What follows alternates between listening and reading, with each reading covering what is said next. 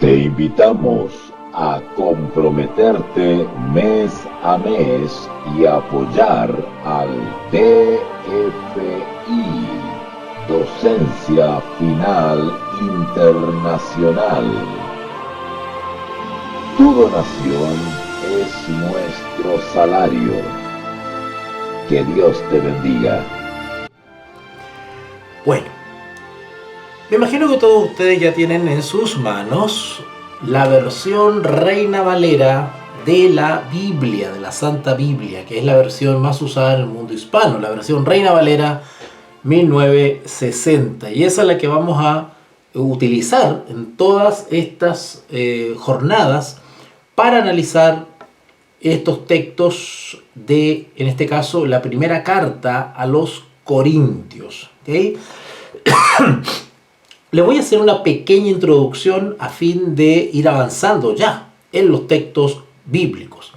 Por hoy día vamos a analizar del capítulo 1, ¿cierto? De 1 Corintios, capítulo 1, 1 Corintios, del versículo 1 al 9. Vamos a analizar y comentar del versículo 1 al 9 de la primera carta a los Corintios. Hay algo fundamental que deberíamos saber, algunos datitos, y es que esta carta fue escrita en Éfeso. Mientras Pablo se encontraba en Éfeso, esta carta comenzó a ser redactada. ¿Okay? Vamos a ver, en la medida que avancemos en los textos bíblicos, ustedes se van a dar cuenta que el autor, a pesar de que muchas veces algunos lo han puesto en duda, el autor indiscutido es el mismo apóstol Pablo. Lo que sí sabemos es de que no siempre él directamente escribió la carta, sino que se valió de colaboradores, ayudantes o amanuenses, que se llama, que son aquellas personas que recibían los dictados y escribían, ¿cierto?, directamente de lo que el autor les indicaba. Así que esta carta fue escrita en Éfeso, donde el apóstol Pablo estuvo por 3 años. La ciudad de Éfeso era una ciudad muy estratégica. El apóstol Pablo por ahí estuvo 3 años radicado, trabajando, no solamente en Éfeso, sino que en sus alrededores. Era una especie de cuartel general, el cual había ya convertido a Éfeso el apóstol. ¿Okay? Y esto sucedió por ahí, por la primera parte del año 57 después de Cristo, ¿okay? Durante su tercer viaje misionero. Pero un poquito antes, en su segundo viaje misionero, el apóstol Pablo ya había establecido la iglesia en Corinto. ¿Okay? Y ahí permaneció 18 meses en esa ocasión. Así que podemos ver de que el apóstol, bueno, ustedes deben entender que las circunstancias de ese entonces no son las mismas de ahora en términos de movilidad, transporte, ¿verdad? Traslado. Así que pues según las necesidades y según a veces los recursos o las circunstancias políticas, la instancia de los apóstoles, en este caso el apóstol Pablo, pues era relativa. Pero una característica es de que generalmente el apóstol Pablo se quedaba mucho tiempo en los lugares para realizar un buen trabajo. O sea, no bastaba una visita de médico, una visita de 3-4 días, como hoy generalmente se hace. Lo ideal hubiese sido, ¿no es cierto?, que se quedase, ¿no es cierto?, 18 meses, 1 año, 3 años, 2 años, que es lo que sucedía con el apóstol Pablo. Bueno, hoy en día es muy difícil que alguien realice eso, porque generalmente cuando uno es invitado a realizar algún curso, algún seminario, alguna visita misionera, pues no pasa de 1 o 2 días. Son prácticamente visitas de médico. O sea, muy pocos están dispuestos a quedarse un largo periodo de tiempo en alguna comunidad para instruirla, guiarla, fortalecerla o establecerla. Entonces, es algo de lo cual tenemos mucho que aprender. Y bueno, pues la ciudad de Corintio es una ciudad que se caracterizaba por su libertinaje, por su vida desenfrenada. De hecho, habían un dicho bastante menospreciativo hacia Corintio, que se decía en ese tiempo que las personas iban a corintianizar, ¿no es cierto? Iban a Corintio a corintianizar, es decir, a vivir una vida de libertinaje, una vida de desenfrenada, ¿verdad? La diosa poderosa y oficial de Corintio era Afrodita, la diosa del amor, o más bien de un amor eros, de un amor erótico, ¿no? Era la diosa principal de Corintio. Así que la carta de los Corintios es una carta que refleja efectivamente la naturaleza del ministerio de Pablo. Ustedes todos conocen que Pablo fue especialmente llamado para ir hacia los gentiles. Es decir, fue un apóstol constituido por el Señor Jesús, llamado por Jesús, para realizar una labor de enseñanza, una labor de formación, una labor de docencia. Más que ser un predicador itinerante, el apóstol Pablo era un maestro, hoy podríamos decir un profesor, un docente. ¿Por qué? Porque su ministerio estaba destinado a aquellos que, entre comillas, eran ignorantes de las cosas de Dios, del Dios verdadero. Y había que instruirlos. Y no solamente había que instruirlos, sino que había que reeducarlos. Muchos de ellos tenían, ¿no es cierto?, una relación con lo religioso, tenían un compromiso con algunas deidades, pero eran deidades paganas, eran deidades, como las acabo de nombrar, Afrodita y otras más. Así que la tarea de este profesor llamado Pablo, pues era bastante titánica, porque, dicho en términos populares, había que deshacer, ¿no es cierto?, diluir, había que sacarles el molde que ya tenían los gentiles e educarlos en las enseñanzas del Dios verdadero. Así que no era tarea fácil. Así que algunos han preguntado si algunos de los demás apóstoles hubiesen podido realizar esta labor con los gentiles. Bueno, personalmente creo que no. El apóstol Pablo fue especialmente llamado para dedicarse a los gentiles. Y los demás apóstoles, no me cabe la menor duda, que aprendieron de Pablo observando su estilo de trabajar. Como les decía, el apóstol Pablo fue primariamente llamado a la enseñanza. El apóstol Pablo era un profesor, ¿okay? Era una persona que dedicaba tiempo a enseñar, a explicar, se explayaba. Y es así como en el capítulo 1, 1 Corintios capítulo 1, el versículo 1, la carta comienza como es costumbre en el apóstol Pablo.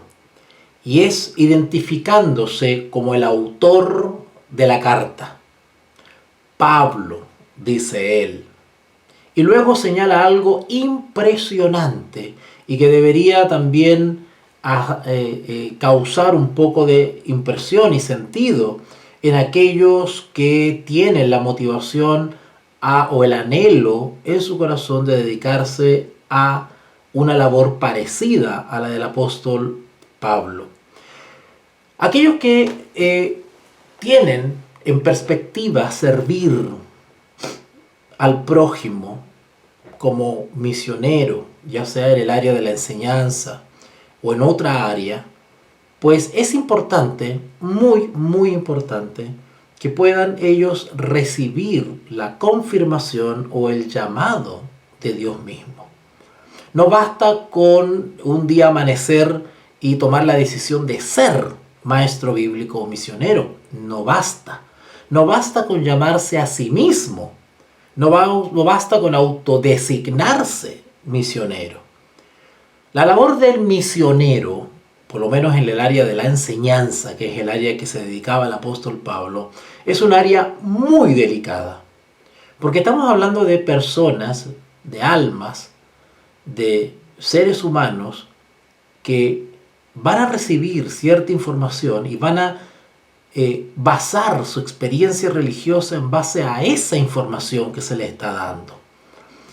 Y por sobre todo que el misionero, pues es un misionero que hace su trabajo con temor, porque sabe que tarde o temprano habrá un juicio que determinará su situación personal ante los ojos de Dios, y que su trabajo o su desempeño o el uso de su don será, se le pedirá que dé una cuenta, se le evaluará. Por lo tanto, es muy delicado, de una gran responsabilidad el ejercer la obra misionera de la enseñanza o la docencia misionera. Así que el apóstol Pablo lo primero que hace es aclarar y decir llamado. Pablo, llamado a ser apóstol. ¿Ok? Llamado a ser apóstol.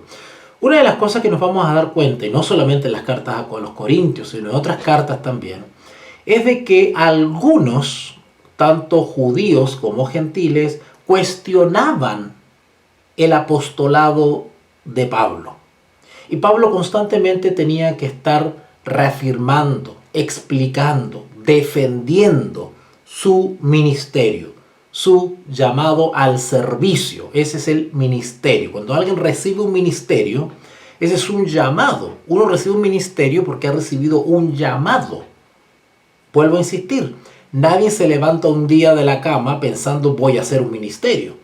El ministerio genuino es derivado de un llamado de Dios. ¿Y cómo se sabe?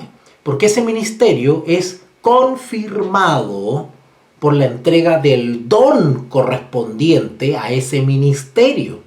El don que recibe el que ha sido llamado es un don que es dado justamente para desempeñar de manera eficiente, notoria, testimonial, real, ese ministerio, ¿verdad? Yo no me puedo dedicar a ser panadero si no he recibido una instrucción de cómo hacer un pan, de cómo tratar la masa, de cuánto tiempo tiene que estar en el horno. Para ser misionero, ¿no es cierto?, en términos espirituales, se debe tener un llamado, y ese llamado es acompañado de un don correspondiente a la labor que se va a desempeñar, ¿verdad? Porque quien nos llama nos da la herramienta o las herramientas para desempeñar de manera eficiente ese ministerio. Así que Pablo en el versículo 1 nos dice llamado a ser apóstol. Pablo aclara inmediatamente que él es un apóstol. Y es un apóstol aunque lo pongan en duda los incrédulos, que eran algunos gentiles y algunos judíos. Ahora, él era apóstol, pero no autodesignado. Él era un apóstol de Jesucristo. Él era un apóstol enviado por la sinagoga. Bueno, aunque lo fue. No era un apóstol enviado por los demás apóstoles, sino que él era un apóstol de Jesucristo. Era un apóstol que le pertenecía y se debía a Jesucristo por voluntad de Dios. O sea, Pablo no se identifica como apóstol de por sí, sino que él aclara y da testimonio a los corintios, en este caso, de que es la voluntad de Dios que lo ha escogido a él para apóstol de Jesucristo. Y luego nombra a un hermano, él dice el hermano Sóstenes. Bueno, la verdad es que no tenemos muchos antecedentes bíblicos de quién será este Sóstenes, pero como ya sabemos en términos generales por los relatos de otras cartas, pues Sóstenes sería un colaborador más de los varios que trabajaron codo a codo con el apóstol Pablo. Ahora, eso de hermano es una manera muy cariñosa, muy cercana de tratar, y cómo se trataban los miembros de la iglesia o los seguidores o los discípulos de Jesús. Recuerden que fue recién en Antioquía donde se les comenzó a apodar como cristianos a los discípulos de Jesús de Nazaret. Yo quiero dejar muy en claro en eso. Eso era el término cristiano, era un apodo inicialmente peyorativo, menospreciativo, ¿cierto? Se acostumbraba, y hoy también se acostumbra, a identificar a ciertas personas o a cierto grupo de personas con el maestro que tengan o la doctrina que tengan, ¿cierto? Así que pues eso era absolutamente normal y común y ha sido común en todas las sociedades, ¿cierto? Así que era como casi obvio que tarde o temprano a los seguidores de Cristo pues se les iba a llamar de alguna manera que los identificara con Cristo, en este caso los cristianos. Pero inicialmente no se usaba, no se conocía ese nombre, simplemente entre ellos se trataban de hermanos. Eso es todo. O con su nombre, ¿verdad? Con su respectivo nombre. Ahora, ¿cómo se identificaban ellos? ¿Cómo se distinguían ellos como discípulos de Jesús? ¿Cómo se identificaban? Porque lo hacían pues con su conducta. Su conducta o su estilo de vida los diferenciaba del resto del cuerpo social. Así que en cierto sentido era innecesario hacerse llamar o llamarse con algún nombre en específico. ¿Ok? Porque bastaba su estilo de vida para saber que esos que eran distintos eran discípulos del tal Jesús. ¿Ok? Y también porque ellos constantemente pues hablaban y daban testimonios de Jesús. Ellos se gozaban en toda conversación en hablar de la vida de Jesús de Nazaret. Así que eso de cristiano es algo que se les atribuyó como una especie de apodo para identificarlos. Solo que por el buen testimonio que dio la iglesia en el siglo I y también parte del siglo II, pues llamarse cristiano o identificarse como cristiano era motivo de orgullo. Claro que sí, porque la iglesia era una iglesia muy piadosa, era una iglesia que daba tremendo testimonio y en los dones del Espíritu pues estaban notoriamente evidenciados en la comunidad de creyentes. No así hoy en día, ¿verdad? Así que Pablo, llamado a ser apóstol de Jesucristo por la voluntad de Dios, y el hermano Sóstenes, ¿ok?, a la iglesia de Dios que está en Corinto, ¿ok?, a los santificados en Cristo Jesús, llamados a ser santos con todos los que en cualquier lugar invocan el nombre de nuestro Señor Jesucristo, Señor de ellos y nuestro. Bueno, Pablo, estando en Éfeso, escribe a la iglesia ya existente en Corintio. Versículo 2, a la iglesia de Dios que está en Corinto. Y los vuelve a señalar diciéndole los santificados. Hay algunos que al leer estos textos pues pasan por alto cierta profundidad que implica el llamar a la iglesia los santificados. ¿Qué son los santificados? Bueno, cuando Pablo o otro autor bíblico habla de la santificación o habla de los santificados, nosotros inmediatamente tenemos que asumir que Pablo está haciendo referencia a una experiencia espiritual que nosotros conocemos a través de la Santa Escritura, especialmente el libro de Romanos, que es el libro que más se explaya en esta experiencia, ¿no es cierto? Y es la de la justificación por la fe. Cuando ustedes vean en la Escritura la palabra justificar, justificado, santificado, santificar, los santos, inmediatamente está haciendo referencia a una experiencia espiritual individual. Y que esa experiencia individual, ¿no es cierto?, pues es la experiencia que debe o debería vivir toda la iglesia. Y repito, cuando digo la iglesia estoy hablando de la comunidad. La iglesia está conformada por personas. Es decir, cuando esas personas se reúnen, ¿no es cierto?, y forman una comunidad o una iglesia, una asamblea, una reunión, ¿cierto?, una eclesía, ¿verdad? Pues la iglesia es santa, es santificada. ¿Por qué? Porque los integrantes son santos. ¿Okay? Es como que hablamos de un átomo, ¿no es cierto? Pero resulta que el átomo se encuentra con otro átomo. Y esos dos átomos se encuentran con 10, 20, 30 o 50 átomos, ¿no es cierto? Y se reúnen. Y esa unión, esa comunidad que se forma de átomos, ¿no es cierto?, conforman la iglesia para reunirse, ¿no es cierto?, para alabar, adorar a nuestro Señor. Pero esa iglesia termina la reunión y cada uno se va para su casita. Entonces otra vez la iglesia se dispersa, ¿no es cierto?, en átomos individuales. ¿Ok? Entonces, cuando Pablo acá habla de los santificados, está haciendo referencia a una experiencia espiritual, y esa experiencia es la justificación por la fe.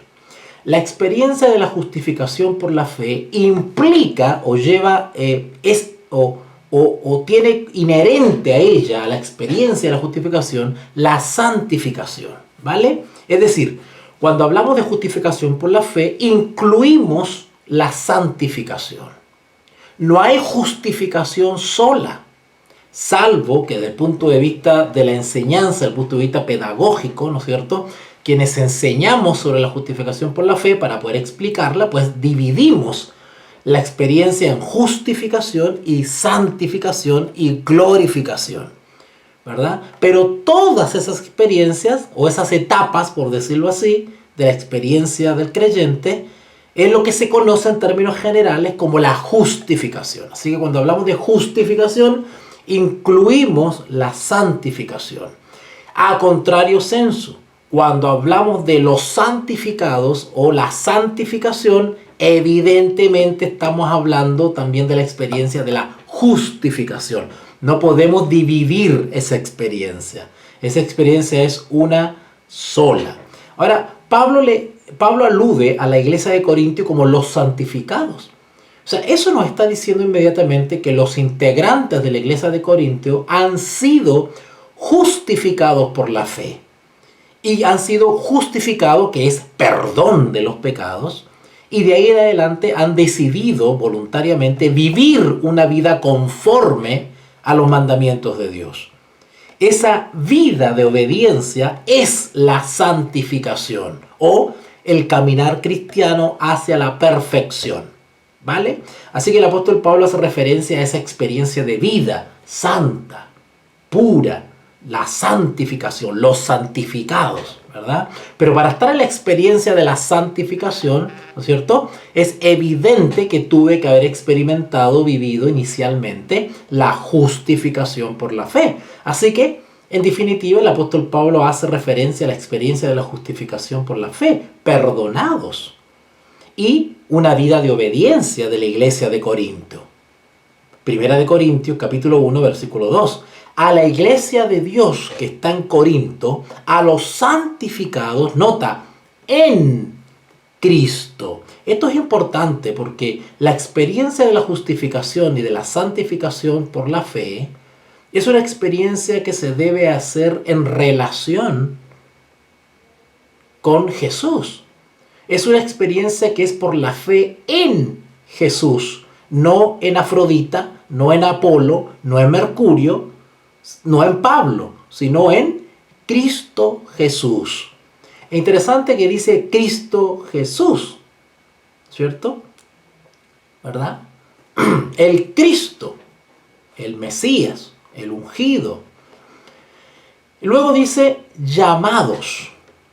Nota cómo Pablo reconoce o elogia de alguna manera a la iglesia de Corintio, a pesar de que cuando vamos avanzando en la carta, nos vamos a dar cuenta que la iglesia de Corintio tenía un sinnúmero de problemas graves por los cuales estaban pasando o habían caído. Sin embargo, el apóstol Pablo reconocía de que ellos, si bien al parecer no estaban perseverando, muchos de ellos, no todos, muchos de ellos en la experiencia de fe, pues en términos generales la iglesia era una iglesia de Dios. Y sus integrantes, Pablo les dice, los santificados en Cristo Jesús.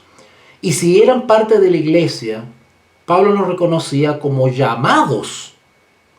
Noten esta expresión, llamados, porque Pablo también fue llamado. El versículo 1 dice, Pablo llamado a ser apóstol. Bueno, los corintios fueron llamados a ser seguidores o discípulos de Jesús. Llamados, dice el versículo 2, a ser. Esta palabra a mí siempre me ha intrigado, siempre me ha llamado la atención, no solamente desde el punto de vista teológico, sino también desde el punto de vista filosófico. El ser. El ser tiene que ver con el carácter. Llamados a ser. La palabra ser dice relación con una ontología.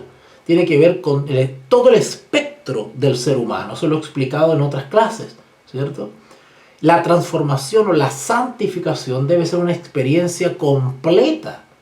No solamente en el aspecto físico, sino en el carácter, en el temperamento, en los sentimientos, en los pensamientos, en las motivaciones.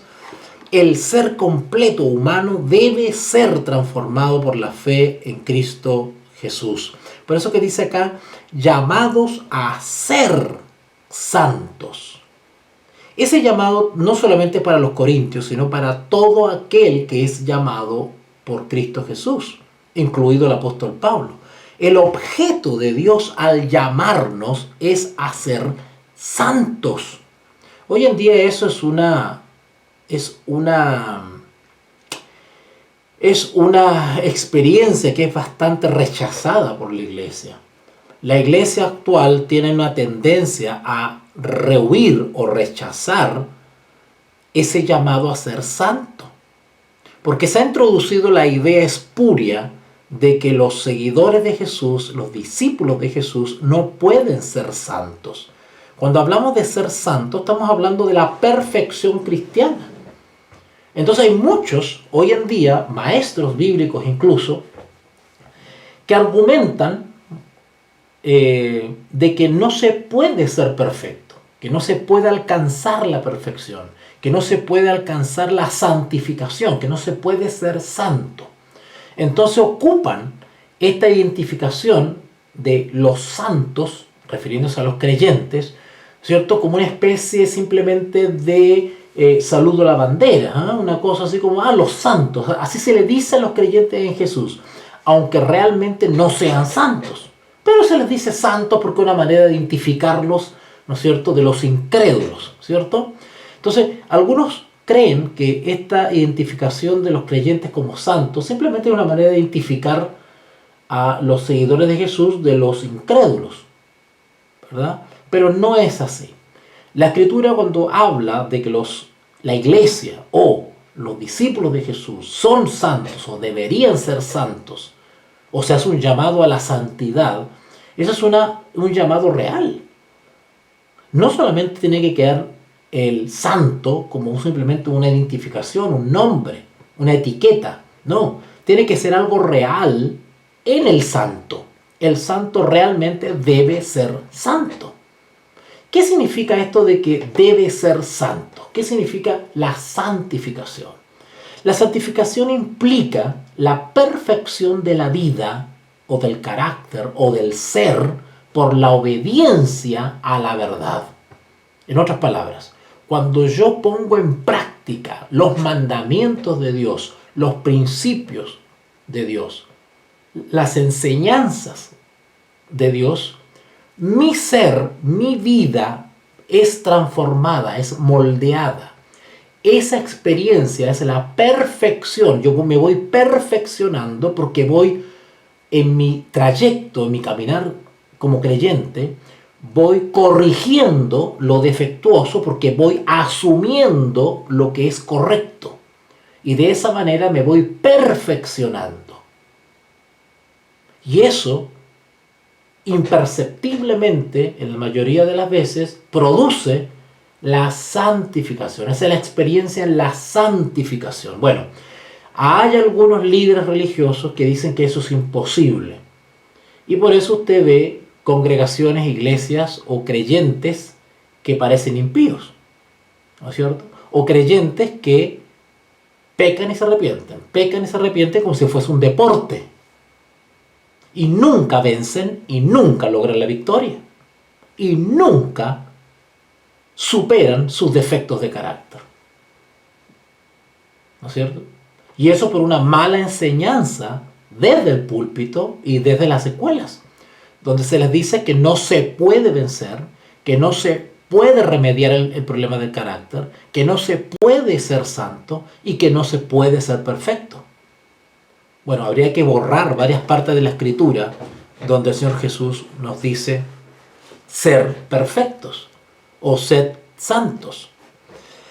A la iglesia de Dios que está en Corinto, a los santificados en Cristo Jesús, llamados a ser santos, con todos, nota, no solamente este llamado es a los corintios, sino que este llamado es a todos los que en cualquier lugar invocan el nombre de nuestro Señor Jesucristo. Es decir, este anhelo de santidad, este anhelo de perfección, este anhelo de ser santos, es un llamado que se comparte con toda la iglesia universal, con todos los creyentes en todo lugar, ¿vale? ¿Por qué? Dice acá, con todos los que en cualquier lugar invocan el nombre de nuestro Señor Jesucristo, Señor de ellos, es decir, de otras iglesias, aparte de los corintios, y nuestro, ¿ok?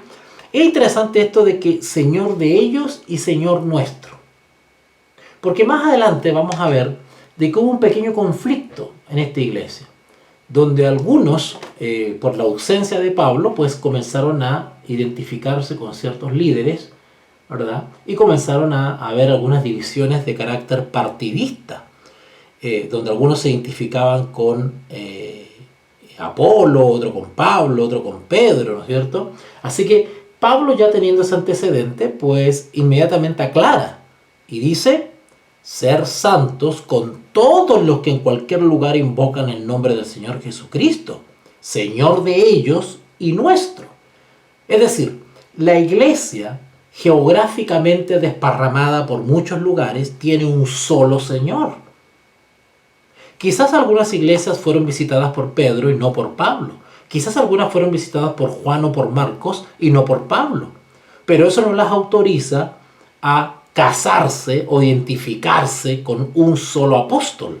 Porque su único Señor que sirve de referencia y es su líder, ¿no es cierto?, su referente, su ejemplo, y a quien se le debe lealtad, es a Jesús. No hay otro. De ahí que él dice Señor de ellos y Señor nuestro. Gracia y paz a vosotros, de Dios nuestro Padre y del Señor Jesucristo. Luego el versículo 4 nos habla de acción de gracias por los dones espirituales. Bueno, el apóstol Pablo reconoce la iglesia de Corintio, la iglesia de Dios. Y la iglesia de Dios tiene características. Y una de las características es de que en su medio están presentes los dones espirituales.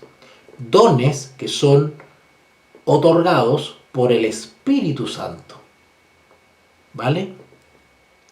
Así que el versículo 4 comienza diciendo: gracias doy a mi Dios siempre por vosotros, por la gracia de Dios que os fue dada.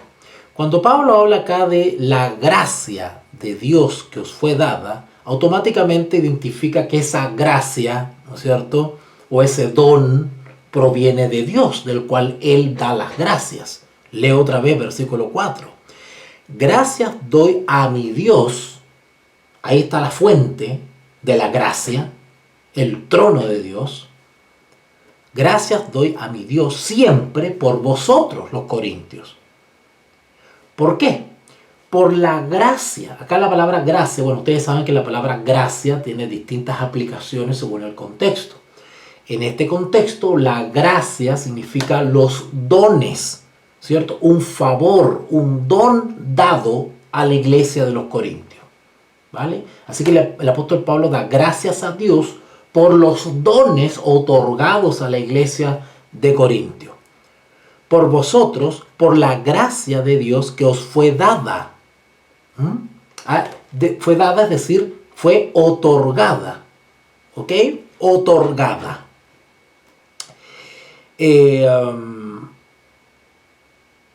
En Cristo Jesús. A ver, estos detalles en los textos a veces se nos pasan por alto, pero tienen tremenda relevancia.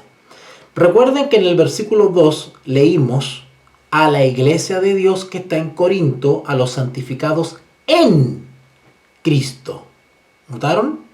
Porque la experiencia de la justificación por la fe y la santificación es en Cristo. El versículo 4 dice: gracias doy a mi Dios siempre por vosotros, por la gracia de Dios que os fue dada en Cristo. Notan que los dones espirituales, los dones o los favores dados a la iglesia de Dios, en este caso los corintios, son dones que provienen de Dios, del trono de Dios. Y estas se reciben por la fe en Cristo. Por eso que esa gracia de Dios que os fue dada en Cristo, es decir, a través de Cristo, por la fe en Cristo. Y eso lo podemos ver en el Evangelio según San Juan, donde el Señor Jesús solicita del Padre el que envíe al Consolador, ¿vale? Así que los dones espirituales, ¿no es cierto?, se reciben en Cristo Jesús. No puede haber una recepción de los dones espirituales sin la fe en Cristo Jesús, sin la mediación de Cristo Jesús. Versículo 5. Porque en todas las cosas, cuando dice aquí todas las cosas, se refiere en todos los ámbitos del quehacer de la iglesia. En todas las cosas fuisteis enriquecidos en Él. Bueno, acá hace referencia a los dones, ese es el contexto que estamos leyendo. Así que la iglesia de Corintios fue enriquecida, no económicamente, sino espiritualmente, en Él, en Cristo, mediante los dones espirituales. En toda palabra, noten, en toda palabra, esa palabra griega y palabra, esa es palabra logos, ¿cierto? ¿Y por qué Pablo hace referencia a que fuimos enriquecidos en toda palabra? Bueno, porque gracias a los dones espirituales, pues la iglesia podía difundir la sana palabra, a pesar de las problemáticas en cuanto a distancia, logística, o incluso políticas o sociales que podían encontrar en ese entonces. Sin embargo, había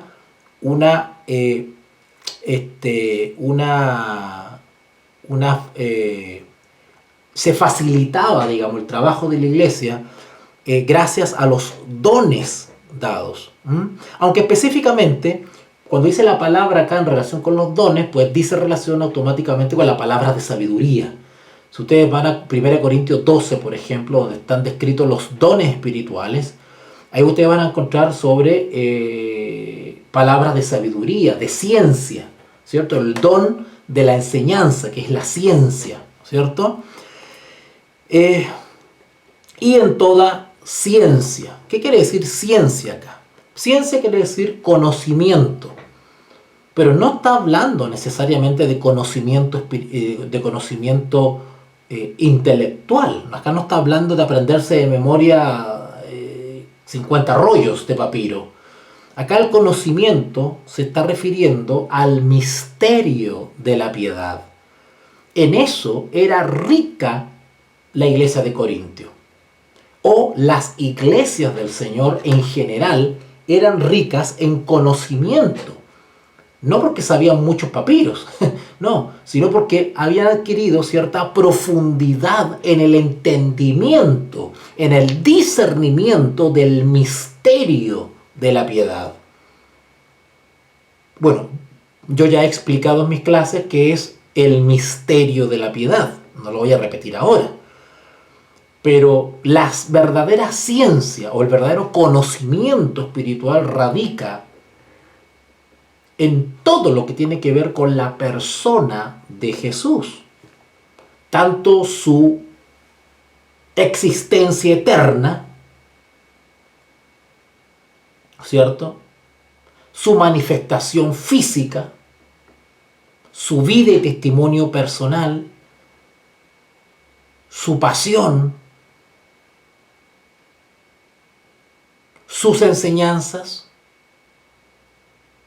sus sufrimientos, su muerte, su resurrección, su ascensión, su ministerio sacerdotal, su obra de mediador, etcétera, etcétera.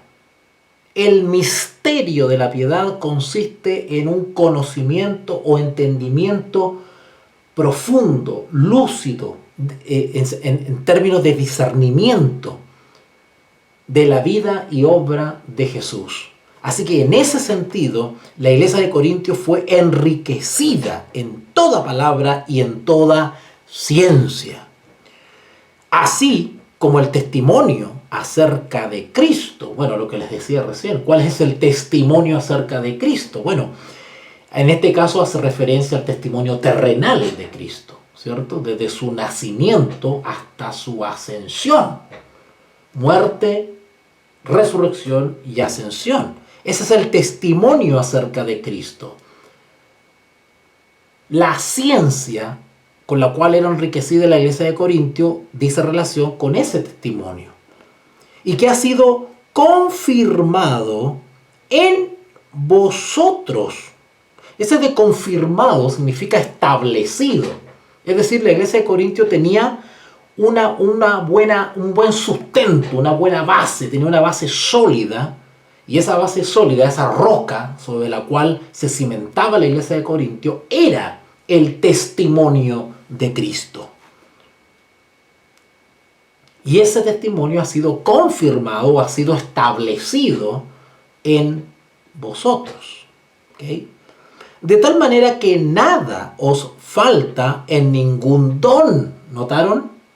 Que Pablo está hablando de una riqueza de la iglesia, pero en el sentido de la recepción o la presencia de los dones en ella. De tal manera que nada os falta en ningún don, esperando la manifestación de nuestro Señor Jesucristo. Es decir, por la fe, las iglesias esperan la manifestación gloriosa, el cumplimiento de la promesa de la pronta venida de Jesús. Pero mientras lo hacen, se desenvuelven u ocupan su tiempo ejerciendo los ministerios que se le han otorgado a través de los dones espirituales. Es decir, la iglesia no está en ociosidad, sino que cada uno, según el don que le ha sido dado, espera por la fe la esperanza bienaventurada. Y el versículo 8 dice, estoy en 1 Corintios, capítulo 1, versículo 8, el cual también os confirmará, es decir, nos establecerá hasta el fin. ¿Qué quiere decir eso? Que el cual también, o sea, el cual es Jesús, el cual también a la iglesia, poseedora de los dones espirituales, os confirmará. O sea, no solamente la iglesia es confirmada como iglesia de Dios por la presencia de los dones que la enriquecen, sino que también será o es confirmada durante su experiencia terrenal, ¿no es cierto?, por Jesús. La presencia del Altísimo está en su iglesia y eso confirma como sello o identidad de que esa es una iglesia de Dios. No se le puede llamar a cualquier congregación y congregación de Dios, iglesia de Dios, porque hay iglesias que no son de Dios.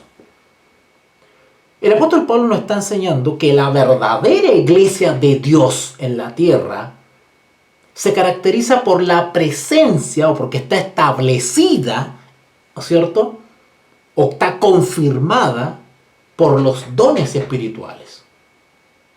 Esa es la iglesia de Dios. Y la iglesia de Dios que camina en esta tierra o peregrina en esta tierra, lo hace, ¿no es cierto?, desarrollándose o desenvolviéndose mediante los dones. Y eso es confirmado por el mismo Cristo. Versículo 8. El cual también os confirmará hasta el fin. Si la iglesia se mantiene leal y fiel conforme a los dones del Espíritu y los utiliza de manera eficaz, fiel, pues la presencia del mismo Dios estará en ella y eso confirma la identificación o la posesión de la iglesia como iglesia de Dios, el cual también os confirmará hasta el fin para que seáis irreprensibles, es decir, para que no recibáis reproches. ¿Okay? Bueno, voy a explicar un poquito esto. Si bien la iglesia de Corintio Pablo la identifica como la iglesia de Dios, enriquecida con los dones del Espíritu, ¿no es cierto?, y confirmada por Cristo, ¿no es cierto?, eso no quita de que la iglesia de Corintio tuvo muchos problemas. Y de hecho, las cartas de Corintio se caracterizan por eso, porque Pablo da consejos y orientaciones respecto a ciertos problemas que hubieron en la iglesia. Pero Pablo está mirando mucho más allá. Pablo está mirando en perspectiva. Pablo está mirando de manera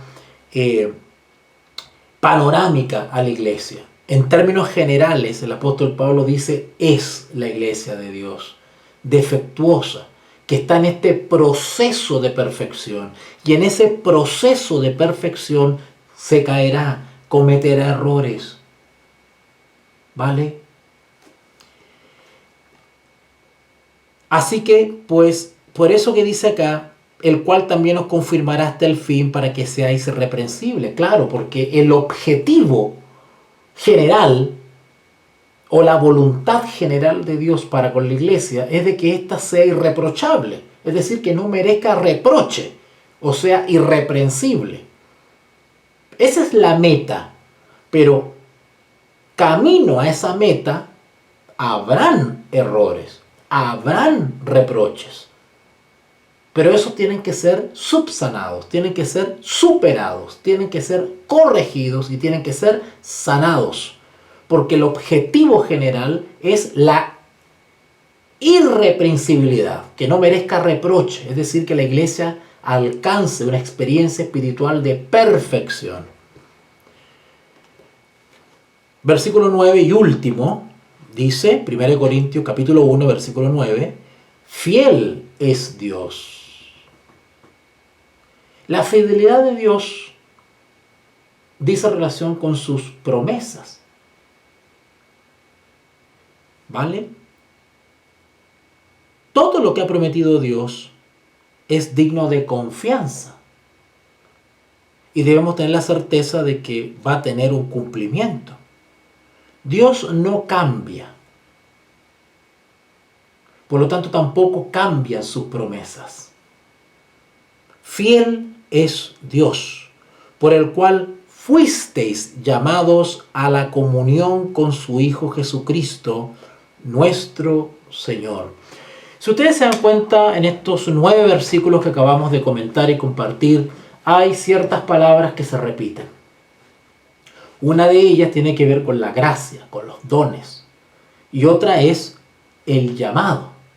No solamente el apóstol Pablo fue llamado, sino que también los creyentes que conforman la iglesia, en este caso la iglesia de Corintio, también fueron llamados. Pero tanto el apóstol Pablo como la iglesia de Corintio fueron llamados a santificación. Y esa experiencia de santificación o perfección debe hacerse en Cristo Jesús. De ahí el versículo 9, fiel es Dios, por el cual fuisteis llamados a la comunión con su Hijo Jesucristo nuestro Señor. La experiencia en la justificación por la fe, en la santificación por la fe,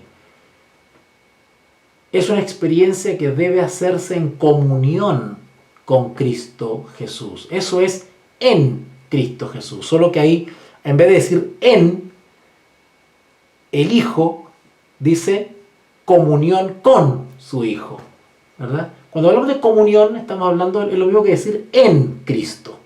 ¿Ok? Comunión es en Cristo, porque estar en Cristo implica una comunión con Cristo. ¿Vale? Ok. Vamos a dejarlo hasta acá entonces. Hoy hemos iniciado, gracias al Señor, esta serie de análisis y comentarios a las cartas del apóstol Pablo a los Corintios. Y hemos analizado 1 Corintios capítulo 1, del versículo 1 al 9. Espero, y así voy a estar avisando a través del grupo de Telegram, la nueva transmisión. Es posible que sea mañana, claro que sí, es posible que sea mañana, para que veamos del versículo 10 al 17. Y va a estar bien interesante porque si ustedes leen ahí el título, dice, ¿está dividido Cristo? ¡Wow! Se viene muy interesante. Así que aquellos que quieren tener una explicación o un comentario entretenido, breve, conciso a estas cartas, pues no se pierdan estas transmisiones. ¿Ok? Saludos a César y a todos aquellos que se han conectado en estas clases. Te invitamos a comprometerte mes a mes y apoyar al DFI, Docencia Final Internacional. Tu donación es nuestro salario. Que Dios te bendiga.